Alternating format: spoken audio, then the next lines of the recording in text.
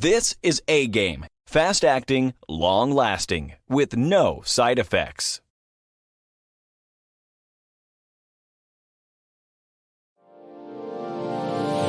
Hey all my Crimsonites, and welcome to the Crimson Cure channel, where we embrace our femininity, increase our womanly value, and celebrate our brothers. So join me on our feminine journey to learn, heal, and grow.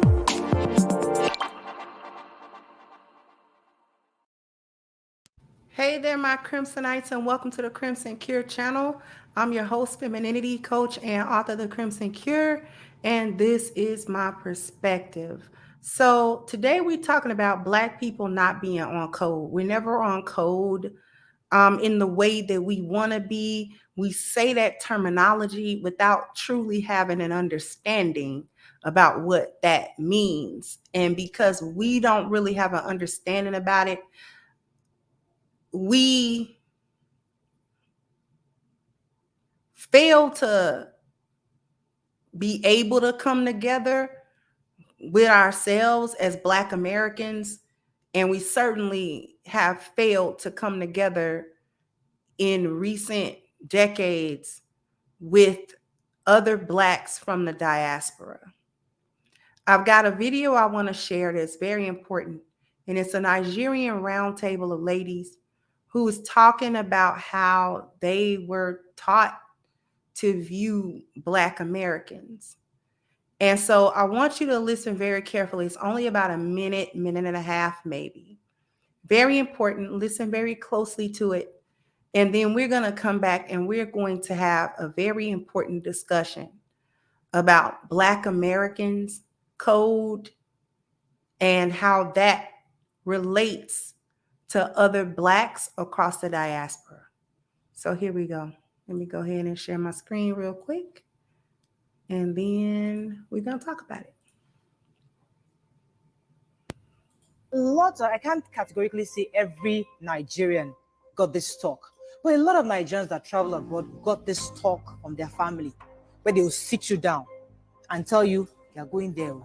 Don't go and talk to those Black Americans. You just go and get pregnant. You get into drugs. You become gang banging. They give you that talk. That just go to the white community, find a nice place. They just go and be decent. Stay with the white people. They give you that talk. So when you enter America, you already have a perception of African Americans. You judge them. And of course, they can see that judgment in your behavior towards them. And they see how you are almost like yes master to the Oyimbos. They see, they're not blind. So when they have that feeling of when they become defensive, when you're in their presence, it's because they see that perception you have of them. So I know I got that talk. And a lot of Nigerians got that talk.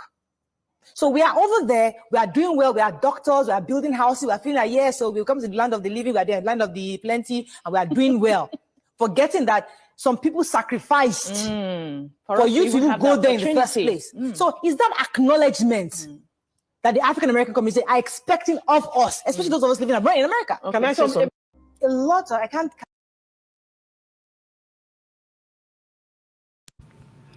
So I thought that was a very, very important clip. I thought it was very powerful. And before I talk about what I really want to talk about, I want to make this disclaimer, and I want to make this something very clear. I am not bringing this up in order to create a us versus them sort of dynamic, because that is negative and divisive. I don't have any problems with any Africans, no matter what country they come from. I'm not having any problem with any Black person, whether they come from the islands or anything like that.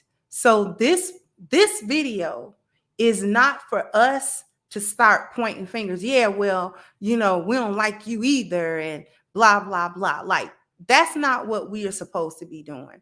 And that's not the point nor the goal of this information today. What I do want to point out is why a Nigerian or a Ghanaian or somebody from the Caribbean or somebody from any part of the diaspora would get such a talk about Black people before they get to America or right after they arrive in America, to maintain a distance between themselves and Black Americans. And all of that coalesces into one concept. And that concept is the difference between value systems. The Nigerian talk that this lady is talking about was her parents and the other Nigerians' parents, family, and community coming together to remind them, to warn them, to make sure that they don't get lost, to tell them that we are coming from a culture, from a place that has a working, valid, positive value system. We do take spirituality seriously.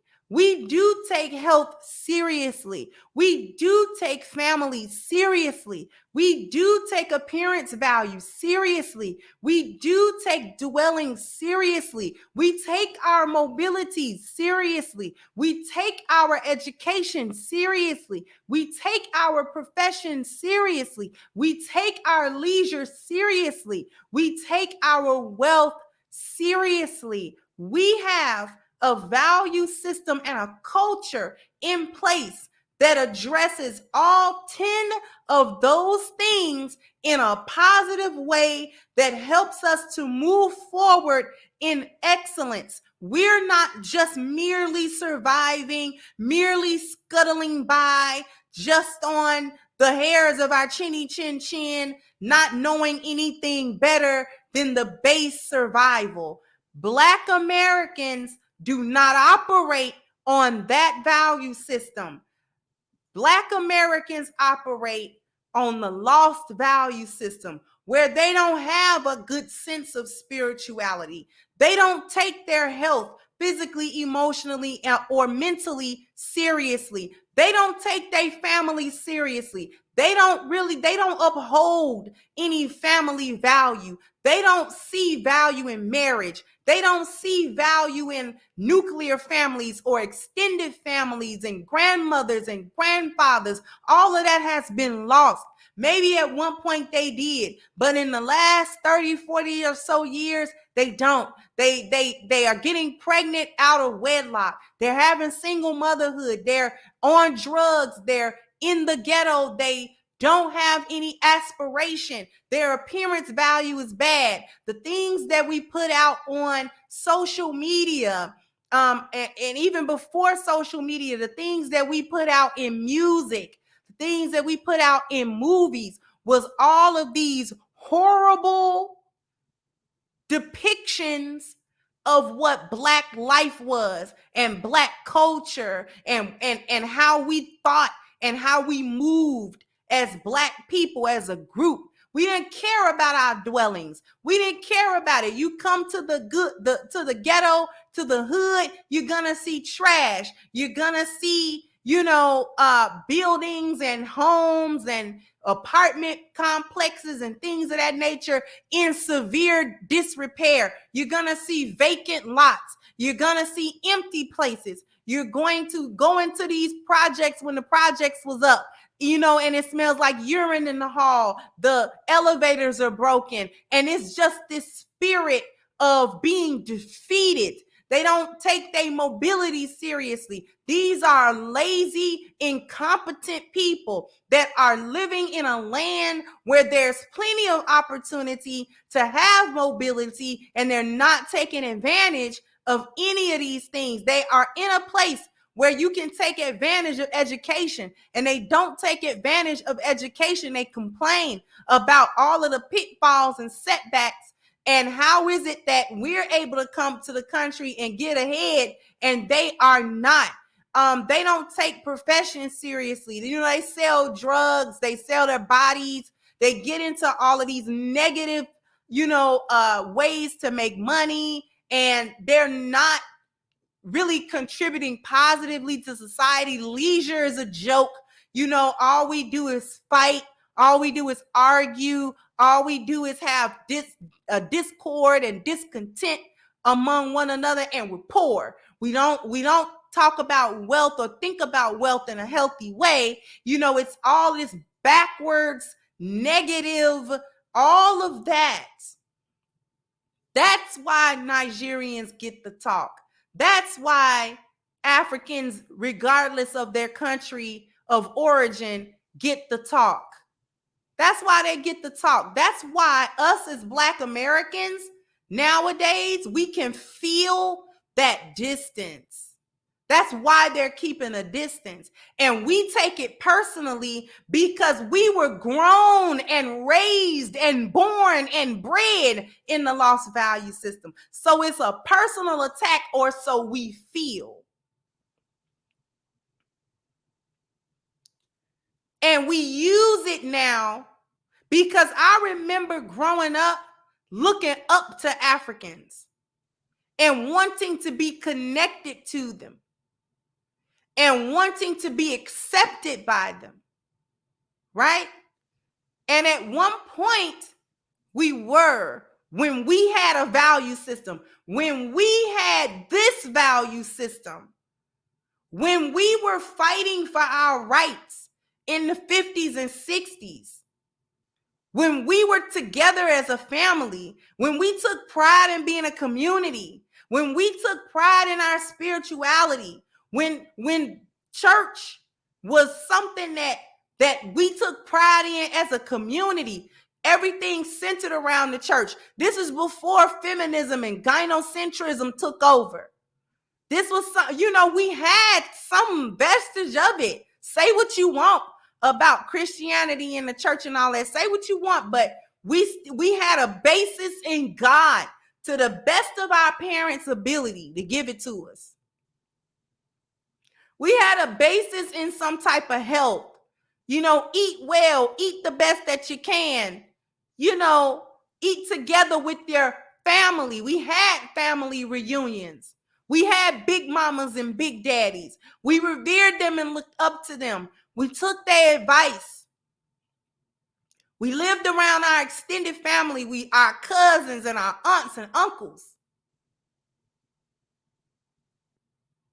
We tried to have that family bond. We took pride in our appearance. You didn't come out looking any old kind of way or acting any old kind of way. We wanted to present ourselves as respectable people. We took pride in our dwelling. It wasn't always the projects. We cleaned our lawns and yards and stuff like that. It might not have been the most luxurious place to be, but it was a clean place to be. Kids could go play outside. We may not have had the best educational access, but our parents tried to help us with our homework.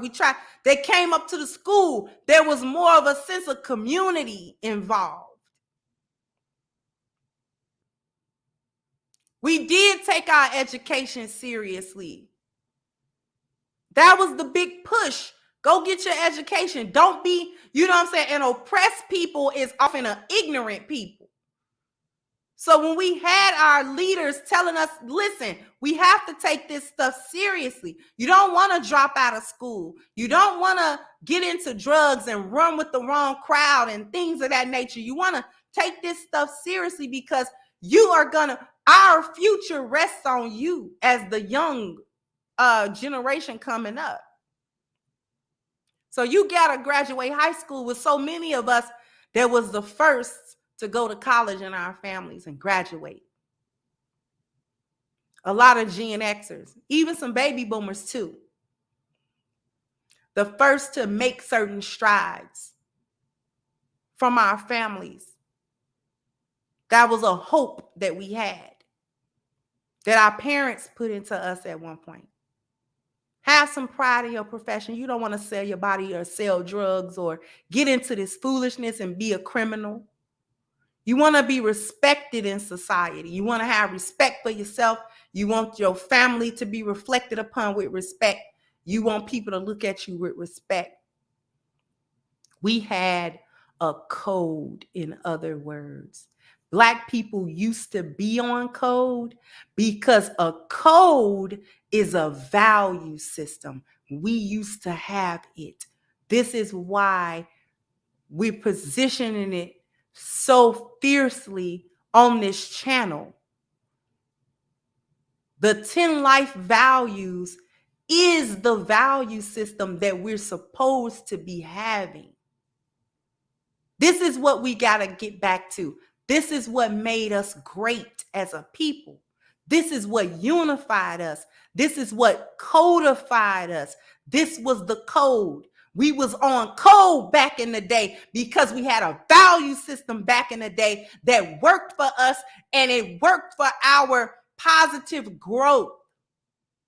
We'll never be on code doing this. We'll never be on code ever again. As long as we stick to the American nightmare, as long as we stick to the lost value system, as long as we find camaraderie in debauchery and devaluing one another and hating one another and being negative towards one another and discontent with one another and not trusting one another, and we don't got good expectations of one another. You know what I'm saying? We got these low negative expectations. We don't expect nothing good. We looking for the knife in our back. We looking for the betrayal. We looking for the negative. We look for it. We expect it, and we act upon it, whether we get it or not.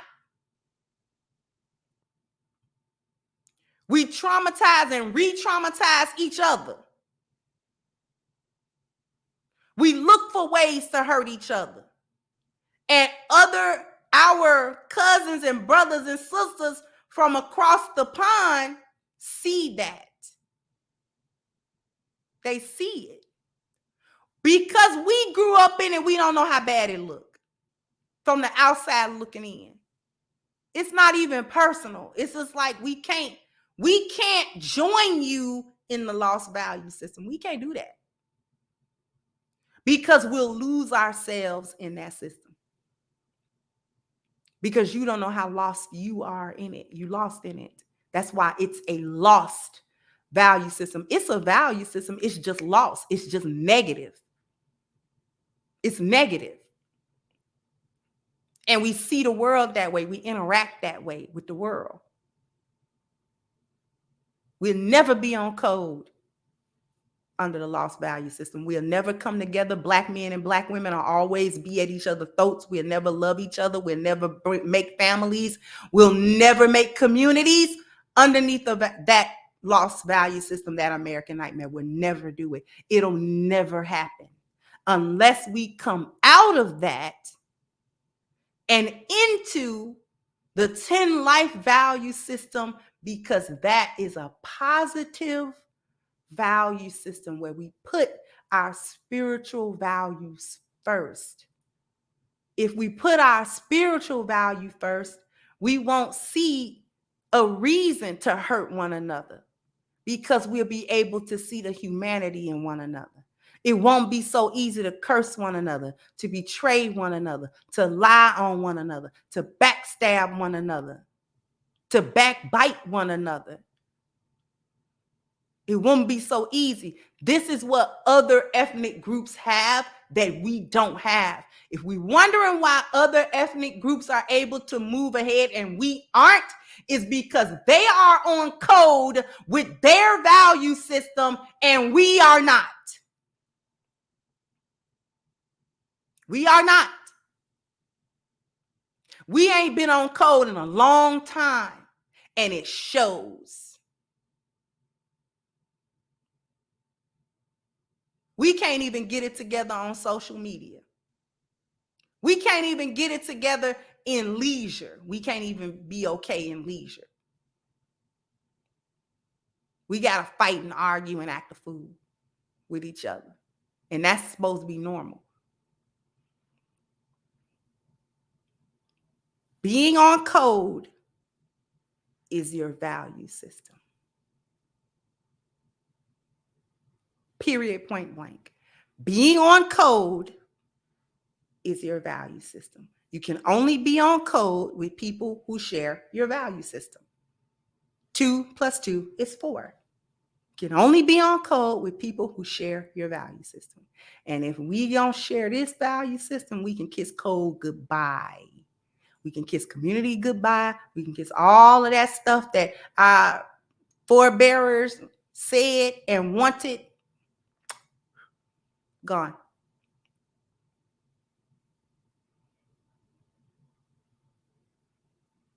I'd like to draw everyone's attention to the petition that we have against Black Lives Matter organization. We've made it over 5,000 signatures, so I'm really happy about that. I would encourage everyone, if you want to be a part of holding Black Lives Matter as an organization responsible and accountable for the more than $90 million theft of donated funds, then I would encourage you, please, to click the link for the petition. It's down in the description box. Go ahead and click it, sign, share, and contribute to the petition as well. Also, sound off in the comment section. Let me know what you think about being on code. Do you agree? Listen, code is a value system. Like, share, subscribe to the channel if you have not. Once again, I'm your host, The Crimson Cure, and this was my perspective. Bye-bye, Crimsonites. Hey guys, please like, share, and subscribe to the channel and hit the notification bell. And if you've got more to say on the topic, leave a comment down below. Also, don't forget to support our sponsor who so graciously supports this channel by clicking the description box and the link for A-Game at agameherbal.com. You can go ahead and get a 10% discount off of your next purchase using the code Kendra10. This has been yet another Crimson Cure production, and I'll catch you guys on the next one.